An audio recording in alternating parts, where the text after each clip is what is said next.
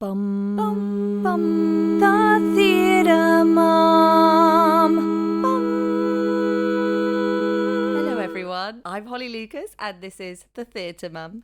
If you're joining us for the first time, this podcast is basically here to highlight all the different areas of the performing industry that you maybe hadn't thought of as valid career paths. Today, my guest is a seasoned creative, shall we say, seasoned with many herbs and spices, and they have worked in so many different areas of this industry that it seemed criminal not to speak to them, especially considering we live under the same roof. I have with me Jamie Ledwith. Hello. Good morning. Hi. Did you like that? I did quite like that, yeah. Thank I feel like you. I've been seasoned with all kinds of things. Herbs and spices is quite a nice way of putting it. I'll take that. So just to warm us up, I have some this or that questions for you. So cats or dogs? Oh, God, dogs. Tea or coffee?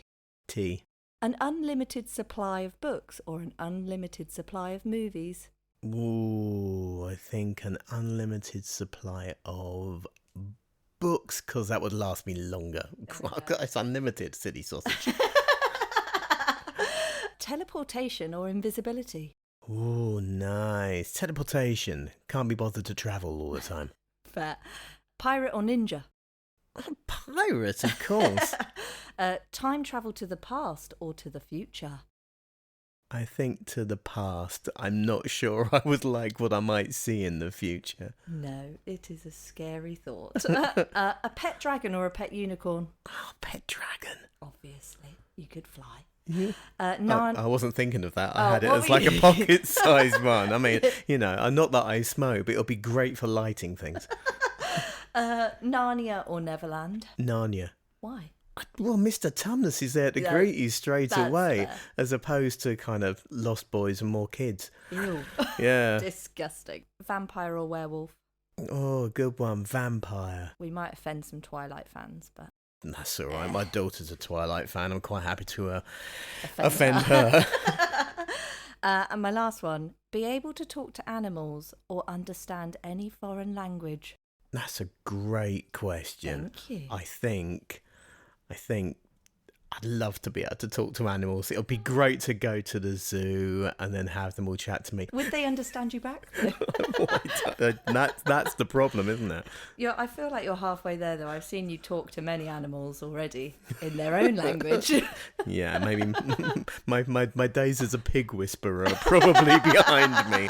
Bum, bum, bum, bum. So, moving on. You have obviously worked in many different areas of this industry as a solo singer, in bands, depping in bands, in tribute bands, writing your own musicals. But today, we're taking a curveball and talking about your life as an extra, or slap my wrist, a supporting artist. Yeah, absolutely. So, how did you get into being an extra? Was it something you actually planned, or did you just stumble into it? I think like most things in my life, I stumbled into it, or someone said, "You fancy doing this?" And I did what I normally do and say, "You all right? I don't know what it is. I'll learn how to do it." It was a fair while back that I was doing it. I think I just stopped being a student. I was just starting out. So the idea of doing some extra work and earning some extra money just alongside what I was planning to do, it wasn't like I already had a job and I had full-time employment. So I had gaps that needed to fill. But again, because I was looking at being an actor at the time, you quite happily take odds and sods jobs. So I think I looked at, as much as I can remember, I looked around. I think this was pretty much, the internet was still somewhat embryonic at the time. I seem to remember, and I'm going back over 30 years, I'm sure, for this. I think I remember looking in what I think was called the Red Pages. It was like, it could have been out every 2 weeks. I'm probably completely wrong, but it was something that you could get, and it had casting details of various different, it could be shows, it could be TV, and I'm sure there was something on there for an agency called Ray Knights, and I'm sure I just went along for an interview, met them, and they were, yeah, that's great. Come along and have they took a photo, or I gave them a headshot, I'm pretty sure. And like it is with a lot of extra work, they want you to be one of two things, which it sounds completely a bit of a paradox in a sense.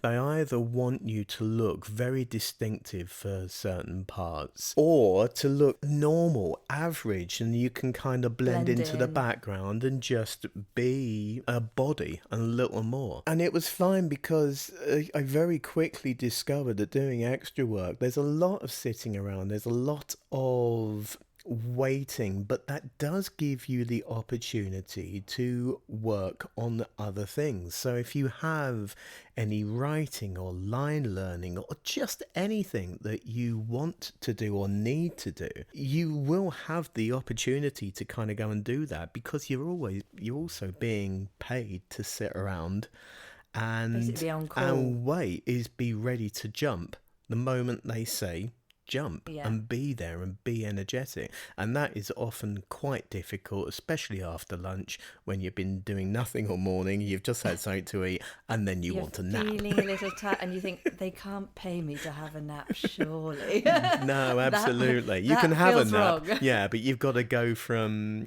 dead to the world, from naught to wide awake within seconds. What sort of things did you get to work on? It's film and TV. I think I might have done one music video, but for the life of me, I cannot remember. It's funny, I cannot remember almost anything that I do, and occasionally something will come up on TV, and I was like, hold on, I was in that.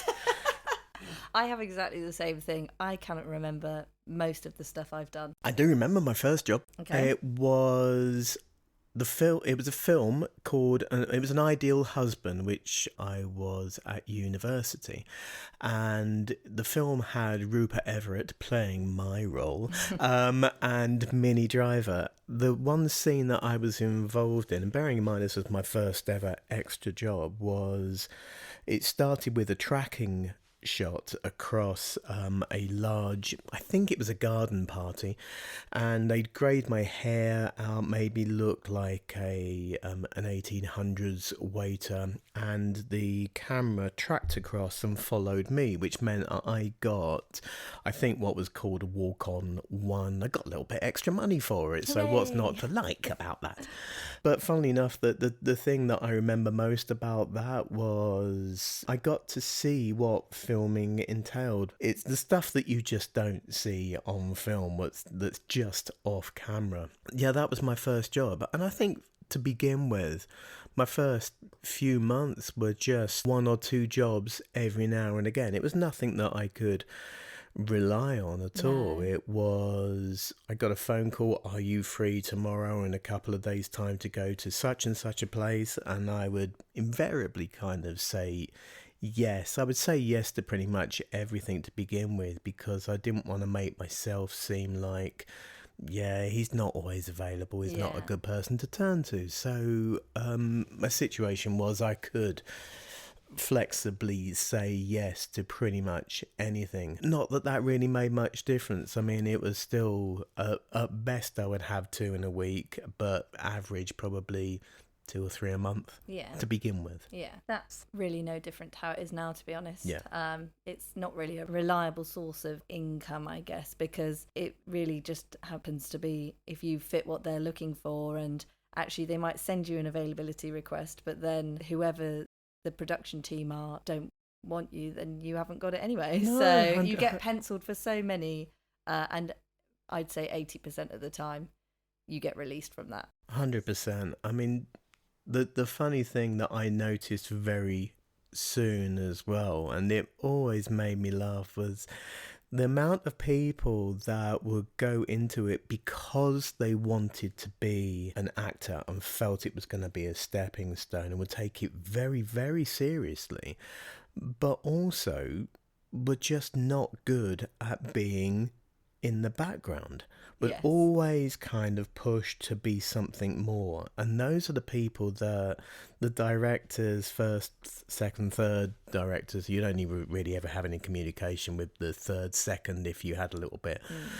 more to do, that would be like, you know what, that person's a bit aggravating. They want people that are easy to work with, that they can say, right, I need you to do this, and you just do it for them. You don't try to push for anything else. And more often than not, you get more things, you get upgrades within the filming if you're just a nice person and they enjoy working with you. And I think that then helped me in subsequent jobs, that I just thought, do my job, be nice to work with, and it opens up other doors far more than if you keep pushing and keep asking. But that's my own personal sort of philosophy on it. I did one where I was booked on to be part of a choir, and there were maybe like 15 of us, and we had a rehearsal day. And there was one guy there at the rehearsal who kept on pushing back with the guy who was kind of rehearsing us. All we were doing was singing a carol, maybe adding in some harmonies, but it wasn't like a spectacular. But he obviously was part of a choir and was taking it very seriously. And then when it came to the filming day, he wasn't there in the choir. And then he turned up at lunchtime and he was in a totally different costume. And he was like, oh no, they wanted me for something else, to be a gardener in the background of another scene. And we were like, I don't think so. Yeah, it's more likely they just didn't want you as part of the choir. I think you were a bit annoying, so they might have got rid of you. Did you have a preference of what you worked on? Did you prefer doing small TV scenes or huge crowd scenes? I know obviously that you had quite a long extras job on one particular program, so I just wondered if you had a preference of what you worked on. Okay, I mean, yeah, I worked for 4 years. The first 4 years of... Oh, am I allowed to say it? I guess not. It's not on TV anymore, is it? I was on... It is. No, it's not. It was the first 4 years were for Holby City, and I fell into that quite fortuitously, really. I had done a showcase audition in London. In my mind, I think it was at somewhere like the Groucho Club or just off of Covent Garden. Again, so far back, hazy memory. I can barely remember what I did last week. So the fact that that's come to me at all is quite... I'm quite impressed, quietly. But it's just by coincidence, one of the bookers that worked with Ray Knight happened to be in the audience. My CV was in there. And she How was convenient on the chairs. I know, but she was... Well, that was the whole point of the showcase. Yeah. You brought the CV and you left them on the table. That was when you had to print CVs, everybody. Exactly. Yes. Back in the day. What's this electronic? Exactly. But she looked at my CV, she recognised my name, but it just so happened, and again, this is going back to one of my previous lives, I went to university and I had got myself a biochemistry degree. So she was casting for a spin-off of Casualty, saw that I had a background in science, and they thought and I was acting. Just thought, okay, yeah, and put me forward for it. And so I think I was booked for pretty much solid the first 4 weeks of filming, which I seem to remember, and I'm probably wrong, I think it was 2 weeks pretty much per episode. So the first couple of episodes. Once that went well, and again, I think I came across as someone that they wanted to work with, I was then there as a regular. I had my own personal nurse's outfit. My name was Alex Bateman. So I had the badge, which I think when I finished I did take, but I've since lost it, which is... It could be in any box in the house, I would have had... I definitely don't have it anymore, but I had a proper designated Holby City nurses badge there as well. So it's a nice memento for you to steal. Exactly. But I do remember it. But going back to what would have been my favourite jobs, that was great because it was regular. I had friends on there and some people that I'm still kind of connected with, again, thanks to the joys of Facebook.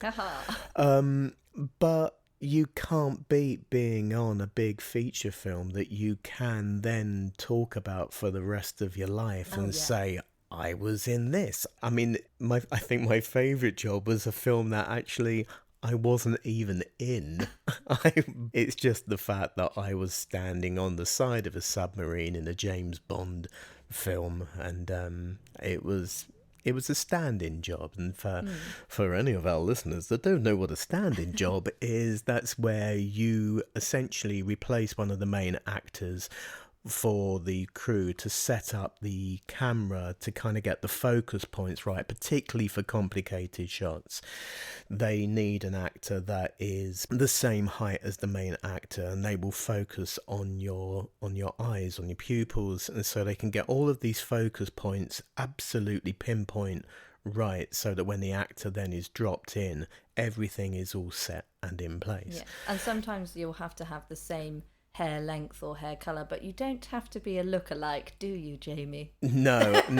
Famously, I do not look like a Bond villain. I don't have a scar and a missing eyeball. Darn. Absolutely. But yeah, I was standing in for Robert Carlyle in The World Is Not Enough. It was at Pinewood Studios. It was on the side of a submarine. I think, if I remember watching the film, I think it was set in Istanbul. Not that you would have known, we were inside. And it was the scene, spoiler alert, where Robert Carlyle kisses the main Bond girl in the film, who was Sophie Marceau. And my favourite story about it is that when they called the actors in to replace myself and the girl that was a stand-in for Sophie Marceau, Robert Carlyle needed extra work done on his makeup, so I'm standing nose to nose with Sophie Marceau, who could tell how unbelievably nervous I was. She was so kind, so sweet, so pretty and beautiful, naturally so. And all I could kind of think was, I know this is the scene when they kiss. Please, please make us set the cameras to the actual kiss. Please, please, please. It never happened, but Cut. Yeah, absolutely. That word cut has never been so frustrating and annoying, but no, I have a very soft spot for Sophie Marceau. No, she was very, very kind in those circumstances. So, can you describe what a day in the life of being an extra is like from the point where you arrive? So more often than not, you're one of the first people that kind of needs to be there. They need to kind of have the background artists there early on, so that that's not an issue. So more often than not, 6-7 o'clock, you would have to arrive somewhere. And if you get called before 6 a.m, you actually get paid extra money nowadays. Of course you do, yeah, absolutely. You did then as well. I mean, there are so many things that you can add on extra money for. I don't think at the time I ever knew, but there were always extras who knew, it's raining, there's a spot of rain, we're going to get another £20. We'll get a wet weather fee for this. Absolutely. They've missed lunch by 10 minutes. That means you kind of get the extra fee. Lots of these little things. And yes. people So actually, were... a simple day where you think, I've done nothing all day, you could have earned into £200 if they've had to cut your hair, if you've had to bring your own costume. If it's a split day, you do any overtime. It's crazy. There are so many add-ons as well, but there were seasoned extras on there that knew every tiny thing that you could get. And at the end of the day, they will tell those ADs or whoever's in charge, the crowd, whoever's in charge of the crowd, they will let them know, actually, you need to add on this. And it was great to let them do it, because they would be the ones that would annoy them, and I would be like, oh, okay, yeah, I guess I'm the same as them. Thank you very much. But anyway, typical day, you turn up, say 6 or 7 o'clock. Now, depending on where it is, you might have taken an hour to drive there or to travel there. So invariably you could turn up, you're already quite tired, but more often than not, there would be breakfast. Sometimes it would be a double-decker bus that would be where you would sit and you'd have your breakfast. So you go to a van, you get your breakfast, you go and sit on there. Sometimes you'd recognise no other extras that you've worked with. It becomes quite closed shop, so you do bump into people that you know, and it's quite nice from that point of view. But similarly, you also bump into people who have that, oh no, not them again. And so then you would be there, if you were meant to be in costume, you would go to costume pretty soon after. Then if you were having your hair done, if you were asked to turn up wearing something in particular, you would then be asked to go and have it checked. If they needed to replace anything, they would give you some other bits of costume, which is also a point that I would like to just add, that I turned up once to something where I was meant to play a rent boy in the middle of Piccadilly Circus, and we were all in a line. They were checking us, and they would go to one person and say, no, you need a new jacket, no, you need new trousers, no, you need a new t-shirt. Looked at me and went, perfect. So it turns out at the time I knew how to dress as a rent boy. Your rent boy wardrobe. Absolutely. So, and then you would be put in what I would lovingly call like a holding pen. It could be a coach, it could be a room, depends on where you are. If you're on location, more often than not, it would be a coach, and if it was wet, you would be inside, and it would be getting all steamy inside. Yeah, sometimes I've been in a marquee with like 300 extras, and it's like being cattle sort of herded around. Yeah, and if you just accept that that's the way it has to be, then it's not a problem. But if you turn up thinking it's going to be glamorous, that is going to be a major disappointment for you, isn't it? Yes. Of You're course not it is. going to get your own trailer. No, and people do complain about it, even those that know exactly what it's going to be like. And it's like, well, what on earth did you expect? Yeah. I mean, it depends what you get brought in as well, because there's kind of your standard extra, which that is what it's like. Then you have your featured extra, and they might treat you a little bit better because you've got a line or a scream that you have to do in a scene. But then when you're a stand-in or a double or a walk-on, sometimes they treat you even nicer, and you'll get to have breakfast first before any of the other extras. That's very true if you're a stand-in, that 100%, because you're are there part for of the crew, really, you are a aren't specific job, and and it's very important that you are on the ball, very on the ball as well, because everything hinges, all of the focusing of the cameras, the movements, all hinges on you being able to do your job and doing exactly what they ask you to do. And so time is money, and they need to get all those scenes done. An enormous amount of money, Well, I did one at the Natural History Museum once, and we had to be there at 3 a.m. because they were still opening the Natural History Museum at 10 a.m. From that point onwards, you're pretty much in your holding pen until they call upon you. Which might not happen until right at the end of the day, of course. They might not even use you. I've had days where I've been there all day and I've not been used. Yeah. And they'll maybe select a few people out of you to kind of fill up the background of the scene, because quite a lot of the time they don't actually know how many people they're going to be using that day. No, but they need to have more. They just need a bunch of variety as well. Than enough, of course. Yes, exactly. And then once you eventually get to the end of the day, everything in reverse. But towards the end of the day, you do have to essentially sign out, clock out, and if there are any extra things to kind of put on there, they'll have a sheet. Everything kind of gets marked down. There used to be paper chits, whereas now it's changed, and they literally sign you out, and then the agency that I work through, they literally send me a remittance, which is an electronic version of the chit, just with a list of, here are all the things, and then if you want to query it afterwards, you have to email back. I did the extra stuff before. That was the way it was done. It was all done on paper, and by the time you leave, if you haven't asked for something, you're done. In terms of actually acting as an extra or performing, do you feel like you got much experience of that out of being an extra? What I got out of being an extra was seeing how the filming happens, seeing all of the jobs that various people do in order to kind of put TV or film together. I mean, I was quite chatty where possible, and I remember making friends with like the cameramen and the boom operators particularly on Holby City. I was there quite a lot, and occasionally some of the other, the main artists as well were lovely and really forthcoming, particularly on Holby City. I was there quite regularly, so I was a familiar face. So what I got out of it wasn't acting experience, but understanding how you should be on camera and just getting an idea of how a film is kind of put together from somebody that could stand around and observe everything watching on. I had time to observe everything. I wasn't really so busy a lot of the time that I was too busy to kind of observe how things were happening.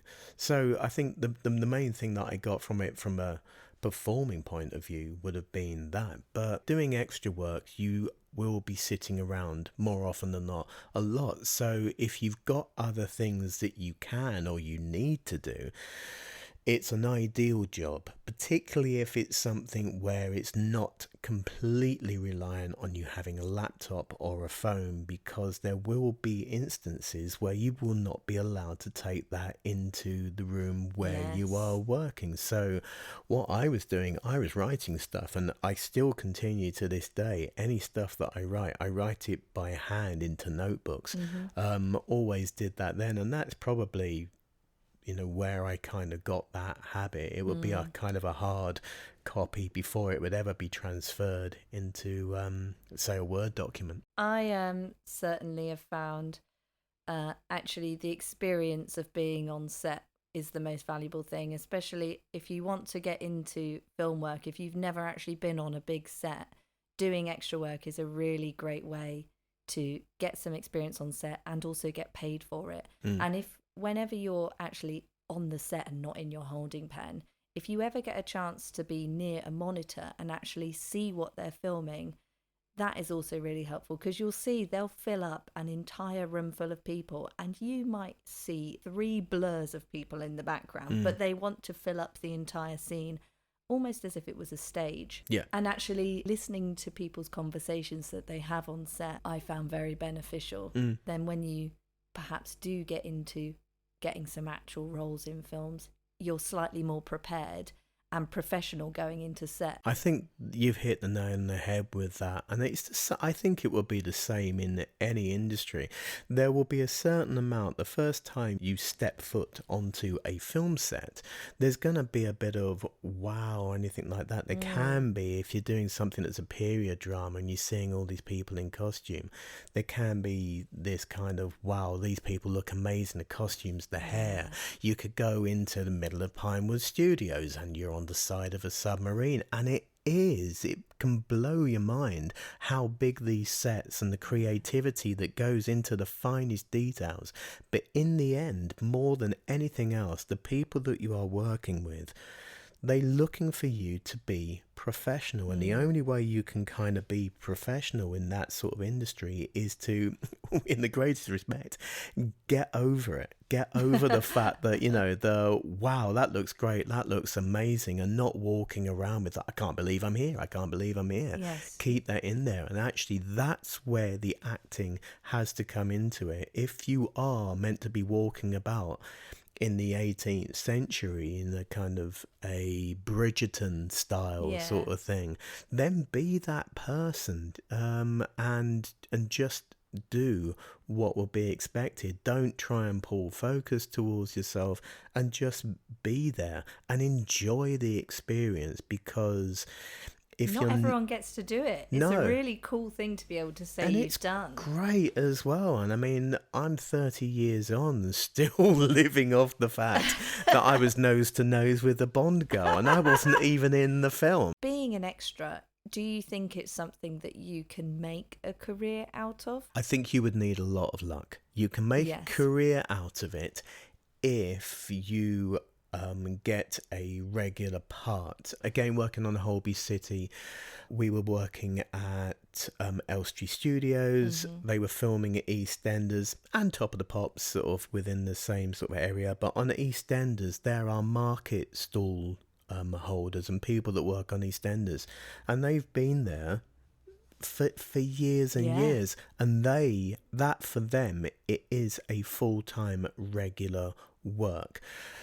But I think it comes down to more luck and being somebody that people want to work with. It's as simple as that. If they like you and you are professional and you're fun and and you're actually a nice person on set, you're more likely to get that. But it really does come down to luck. Similarly, if you're a stand-in, if you are put with an actor who is regularly one of the main actors within a film and you do your job very well, and it just so happens that there is an opening where maybe the person that they used to use has to step away from it for a while, or they're a relatively new actor, so you just happen to be there at the beginning, at the embryonic part of their career, then you could kind of get there are stand-ins who earn a lot of money and will travel the world with those main actors because they're constantly their stand-in. But again, it's not a career that you want to go into, but if you've got the time you can rely on, if you've got the time and you understand that actually it is barely a stepping stone, but it is great for kind of getting a little bit of knowledge and understanding, and you can do other things on set within certain parameters. It's great, and it's brilliant to kind of talk about for forever and a day. Were there any negatives you found doing extra work? You can't plan anything for the end of the day necessarily. You can do if you know in advance, and if you've been working on something for a couple of days and they absolutely guarantee and say, yeah, tomorrow you are going to be done by such and such a time because the last shot is this. You just got to wipe out the whole sort of day and out the diary, really. But if you accept that, then that's fine. Like I said, the only other things is a lot of sitting around, so you can get a bit tired and you can get a bit bored unless you are happy to kind of provide something else for yourself to do. And like I said, you cannot rely on being able to have a phone or a laptop there, because you might just happen to be in a circumstance where you're not allowed any electronic devices. Yes, and I've because had of privacy, they'll get you to leave phones outside because they cannot have people sneaking photos or recordings. I've had some where I've literally, as soon as we've turned up, we've had to put it into a bag and hand it in. I always bring a book with me. Not something that's heavy like the complete works of Shakespeare, obviously, because you got to carry that shit around. But not on a Kindle either, because they might think, oh, that's a tablet, so we need to take that off you. It might have camera accessories, so it's just best to bring just a good old hardback. Or similarly, if you're writing, write by hand, practice your handwriting and make sure you can read it again as well. But of course, when I was doing it, it was in the days before smartphones when cameras weren't an issue. But even then, the people had to turn off phones and they wanted them turned off, because even if it is on silent, you kind of get that dick, dick, dick, dick, dick, dick, dick coming through like the microphone. And then they've got to reshoot that shot again. Time is money. Time is money, baby. Time is money, darling. Yes, exactly. I'm trying to think if there's any negatives that I find really with extra work. I tell you one other thing. There is a negative. You don't know who you're going to be working with. I literally was just thinking the same thing. You might end up with that person who is like, oh no. Actually, whenever we now get the availability requests through, if you book it, you always get a note on there that says, please make sure you come washed. Your personal hygiene is of the highest standard. With your hair clean and wearing underwear. And the last time I went on set, I actually asked the makeup lady, and she was doing my hair at the same time. She was like, "Oh, thank you so much for washing your hair." And I said, "Do you know, I did find it funny that like in our request it did say this, that to come with your hair washed. I thought that was just standard." And she was like, "Oh no. You have no idea the grim things I've had to touch, and people have turned up with no underwear on." And you think, God, you're putting on someone else's costume and you've come wearing no underwear. Commando. Yeah, absolutely. You might be playing that part of a commando, but that doesn't mean you have to come in that way. I know that you definitely will have these, but have you got any funny stories from being an extra? Oh, I know one you have from Holby City. Oh my goodness, yeah. Thank Please you tell ever that so one. much. I think it turned out that I was allergic to the powder in the gloves that they were using. It was Oh. I used to have nosebleeds as a child, quite bad ones, but this one I hadn't had a nosebleed in many, many years, and it was I mean, I know how to stop a nosebleed, know where to pinch it and stuff like that, but it just couldn't stop. And it was BBC policy that if in the event of something like that it couldn't stop, then they might have to send you to a hospital. Now, Despite being on a hospital set. now, bearing in mind, they had nursing advisors there, people that either were or had been working as a nurse, and there was a guy there just off the set. I'm wearing a nurse's uniform. I've got a nosebleed, and he's trying to sort of help stop my nose from running and blood going everywhere. And of course, he has to get back on the set to be an advisor. So he concocts a couple of nose plugs out of some tissue and puts them up my nose. But, and this is the best thing, in order to stop them falling out, he ties a bit of, I guess, like gauze under my nose, wraps it up on top of my head, and then presents it like a pretty bow. And the best thing was, if they have to send me to hospital, how ridiculous would that look? A nurse walks into hospital with two plugs up the nose and like a piece of gauze and done up as a nice Easter egg present with a lovely bow on top of their head. Open me. It was more the fact that how does that look to anybody else that's in there with a serious injury? Because I wouldn't have been a priority. I would have been sitting there for 3 to 4 hours, with people looking at me, and it's like, are you actually taking the piss? A really disappointed Easter egg. Oh, I would have played up on that, hanging really low, like really sad face. I love that story. Did you ever have to do anything unusual? Oh, within extra work, yes. Nothing particularly out of the ordinary. I mean, there was one where I actually know, going back to what I mentioned earlier about me dressing up as a rent boy. Yeah. So for that, I remember I had like a lime green t-shirt and a red corduroy jacket, which sounds quite hideous as well now as well, yes. But it obviously worked. But the filming took place in Piccadilly Circus, but all of the cameras were very remote and hidden. Some of them were on the tops of buildings around them. Was it still open, Piccadilly Circus, when you filmed? Very much so. We were meant to integrate within the crowd, and we were told there would be a couple of guys that would be working as older gentlemen that might come up and talk to us. And it's like, yeah, that's fine. Yeah, which ones though? It was only when we were there and we were dressed as rent boys, it was like we suddenly realised we don't recognise all of the older guys. Oh no. So what if any of these older guys come up to us and we start, we think we're acting, and it turns out we are genuinely being propositioned. Like that, and it's like, blimey, it's only when I get back to their flat and they're handing them the money, and it's like, these hidden cameras are really well hidden.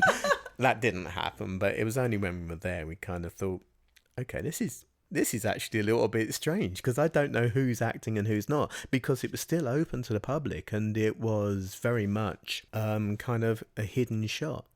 Oh, interesting. I did one once where for a programme about prostitutes.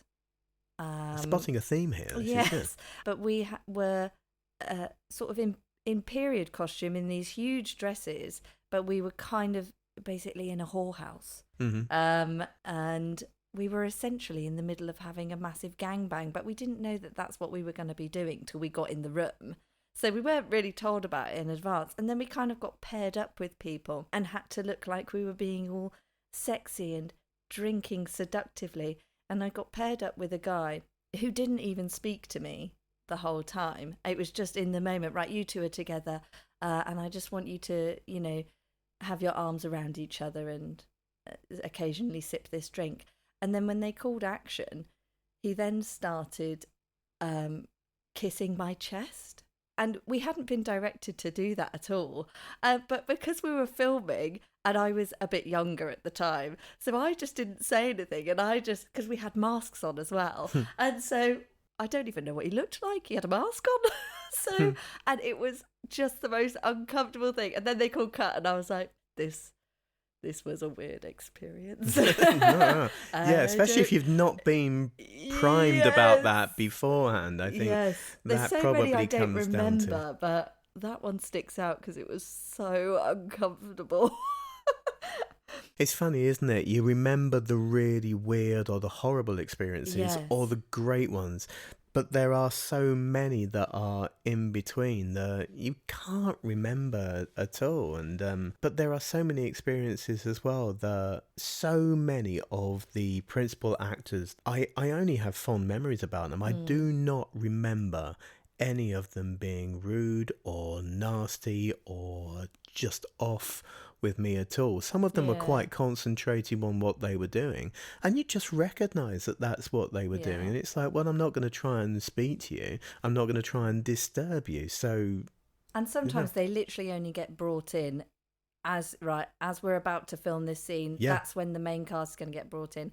When I did Batman, it was the funniest thing because they had 3 different Batmans, and they had Batman. They had stand-in Batman who basically had like the top of the mask on with the little ears and a cape that looked like something from Temu.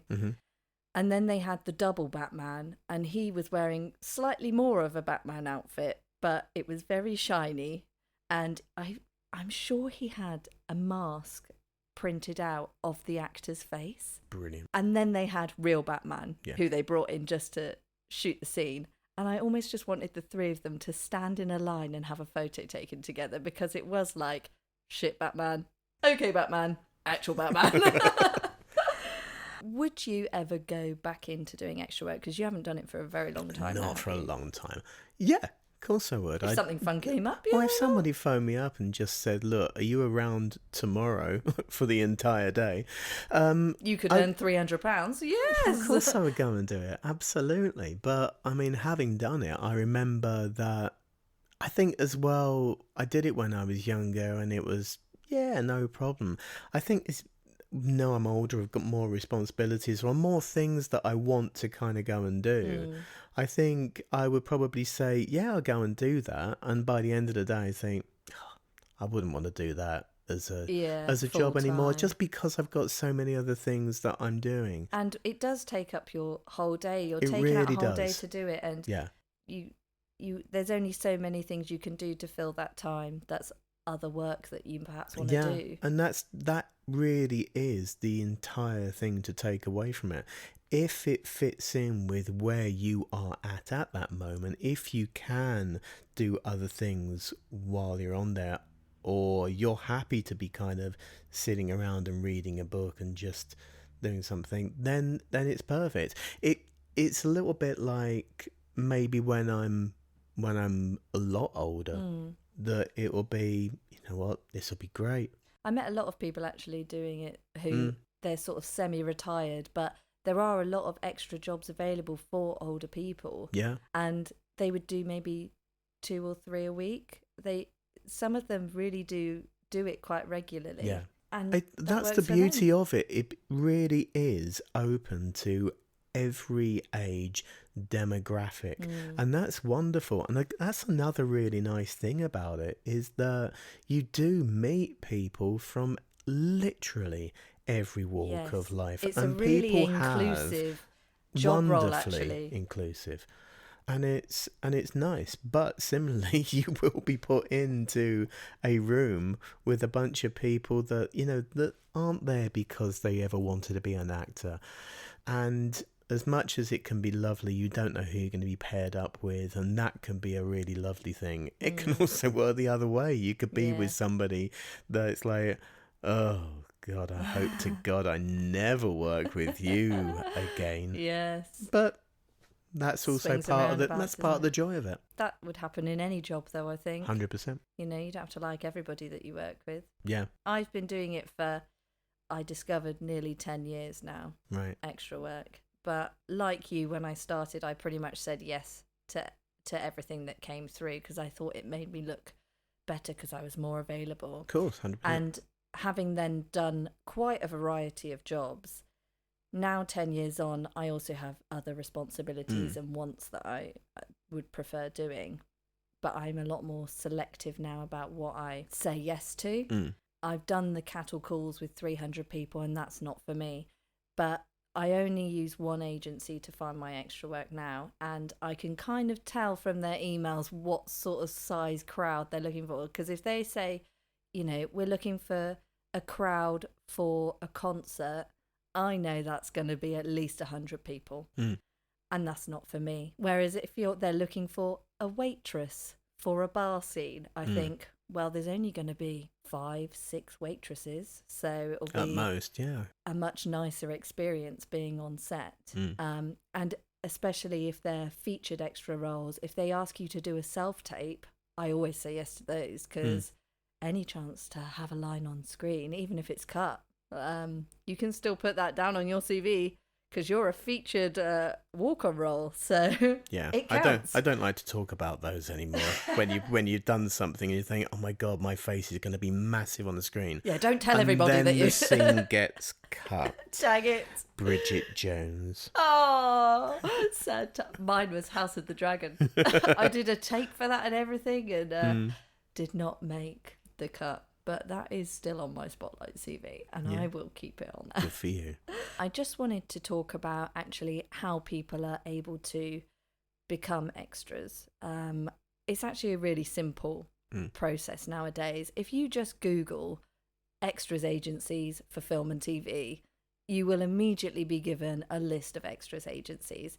And you could sign up to multiple agencies. Some people do that. Or you could just sign up to one. When I started, I was signed up to quite a few different ones. I didn't do work with all of them. I did 1 or 2 things with one agency, but there was one agency in particular that I got most of my work through. And they're the only ones I use now because I trust them. They pay me on time. And they would know you as well. So yeah. We're 10 years on and I'm still getting jobs through from them quite regularly. Yeah. All you need to do is go onto their websites and pretty much sign up. And it's just an online form that you fill in. You do have to take time to fill it in because essentially anything that's on your Spotlight CV is what you're kind of putting onto this extras form because they want to know what skills you have. They need to know your measurements, exactly what you look like, what wardrobe you have at home that they could use. That's actually a really good point when you're talking about skills that you have. It's worth putting down anything, even if it's the most diverse and remote. I mean, I happen to play a couple of musical instruments, so obviously to be able to have that in the part of a scene, even if you were ended up miming, they want somebody that knows their way around the piano at very least. But if you can juggle, if you can unicycle. If you've ever worked as a police officer or like yourself, you had a science degree. That somehow got you into being a nurse extra. That was somewhat tenuous. That was really... It was not as a doctor. Certainly not. No, they didn't give me a syringe. Not that I ever did that when I was Let me see what you do with this stethoscope, sir. Which end am I listening into? Have you got any advice for people who were thinking of trying out extra work? I mean, go for it, do it as well, but just be very aware of what you're going into. It's nowhere near as glamorous as it might be made out to be, but if you have other things that you can do while you're there and it can benefit your time, it could be perfect for you. Don't go into it thinking it's going to be a career, but go into it thinking you will learn a lot from it. If you are incredibly lucky, it can be a career, but I don't think you can go into it with that mindset. I don't think you would be fair on yourself to do that. Know what you're getting into. And just be professional and be professional and kind to other people. You don't know who you're going to be working with. You might be 10 years down the line going to do it, and another person that's there as an extra, it could be their first day. Be nice to them and supportive. You don't know if the person who's the runner on that first job that you did might end up being the first AD on another job in 2 years' time. 100%. Course and they might remember you. People are very good at remembering faces sometimes. Oh, you know? They certainly can be, particularly for people that they really like, or for people they really do not like. 100%. But I think the other thing to kind of go and say is that go through an agency, do it professionally, do it properly. I think it's a shame when films, TV programs, or things that maybe in order to try and cut corners will put out an advert in a local paper of, or you know, we're looking for hundreds of people to be in a crowd scene. We'll pay you some lunch for that day, because and your travel. They're just getting away with it. It undermines the industry, and I think it's unfair to the people. The people that do it professionally and do make a career out of it, things like that just undermine the industry completely, and it's just not fair, and it's not right. Yes, I absolutely agree. And I think another thing to remember is, I know there are these stories out there of someone was once an extra on a film and the director saw them in the crowd and pulled them out and they decided to give them the lead role in their next movie. That is a complete rarity. That is almost impossible, I would say. Yeah, somewhat of an exaggeration, but I was an extra with somebody on Holby City, and at some point later on, he was definitely a doctor on Casualty. But whether or not it was a result of him being on Holby City, I don't think he was seen. I think he was just still auditioning the whole sort of time and just doing what he was doing. So I would only presume that he just got the part on Casualty through the standard way of kind of going to do it. Well, good for him. Yeah. I would definitely recommend watching Extras. Who is that? David? That's Ricky Gervais. Who's David? David, I don't know. I don't know. But watch Ricky Gervais's Extras. It is a comedy, and you think, oh, this is an absolute piss take. What a parody of an extra's life. It's not. If you've been an extra before, it is. It's still an exaggeration of what you're going to have. Yeah. But there are some characters on there that I have met who hit the nail on the head. They spoke in exactly the same way about themselves. But if you want a laugh and a little idea of what it's like, definitely watch that programme. Bum, bum, bum, bum. So, one last thing. Yes. I like to do podcast recommendations. So, have you got any podcasts that you listen to? No, I think the only podcast I've ever listened to is My Dad Wrote a Porno, Yay! which is brilliant. That's my favourite. Somewhat unrelated to what we're talking about now, and I wouldn't even want to kind of go into that. Oh, and the other one that I listen to is No Such Thing as a Fish. What's that one about? It's done by the people that are associated or work on QI, and if they've got there are 3 of them, and they will bring a fact for each podcast each, so there are at least 3 sort of facts, and it will be something totally obscure, and then they would just kind of talk about it, but in a really quirky, fun, jokey sort of way. And although one of them will bring a fact in, the other 2 would have looked into it as well, so they can all contribute towards that. And yeah, it's just great, very easy, very humorous to listen to, and you do feel like you are learning something, probably more for pub quizzes than any other situation. Quiz material. But no, absolutely. But if you love a good fact, that's a great one. Fact you in the face. Yes. Well, thank you so much for entertaining me with your tales and stories. My pleasure. It's kind of strange being grilled by you in this circumstances. Yeah, sitting here, it's like I will be having Jamie back on, because this is only one part of his bonkers life that he has led, and he's still in it. So doing balls deep. He's balls deep, doing some wild and wacky things in the creative industry. So I will be bringing him back to tell us more tales. sometime soon. I hope that's okay. Well, without wanting to kind of be overly kind, because I am kind of with you. No, it's been a pleasure, and it's been a lot easier than I first feared. I Thank do you. strike fear into the heart of many men. It's okay. Mostly me. Yes. Bum, bum, bum, bum. If you enjoyed this episode, please do give it a like and subscribe to the podcast. Apparently that helps us get out there, and I think some of this content is probably going to be helpful for some people. That's the plan anyway. So please do give it a like and subscribe. Leave us a review if you fancy. If you didn't like it, just don't leave a review. Just be nice. You can follow us on Instagram at The Theatre Mum. You can follow Jamie on all the socials. You won't find him under Jamie Ledwith though. You will find him under Oddshoe Photography. On Instagram it is at @oddshoe_photography, or if you Google Oddshoe Photography, it's one of the first pages that comes up, and it will be jamieledwith.com. That's his website, because he actually works as a photographer now. If you Google him, you'll also see that he has a singer page, because he did also used to be a singer and a musician. But that was another life for him. So we'll find out more about that on another episode. So from one creative to another, break a leg, guys. Bum, bum, bum, bum.